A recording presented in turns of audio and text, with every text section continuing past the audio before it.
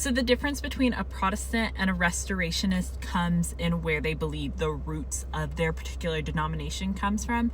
A Protestant started with the Protestant movement led by Martin Luther with his 95 Theses back in the 16th century.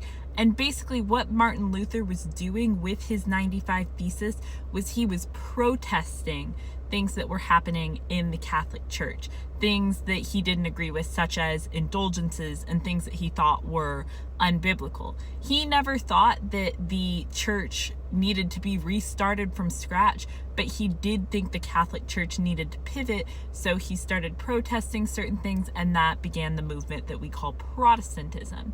Now, later we see some churches that fall more under the Restorationist category come in, and Restorationist category churches include the Church of Christ, and those churches tend to believe that what was had in the early church was completely lost somewhere in the succession of the church, and they need to use the New Testament as a blueprint to restart the church from scratch.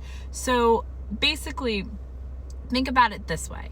The Protestant movements think that if Christianity was a car and it was slowly getting parts replaced over time, that it just got some wrong parts put on and they needed to replace those parts with the correct parts.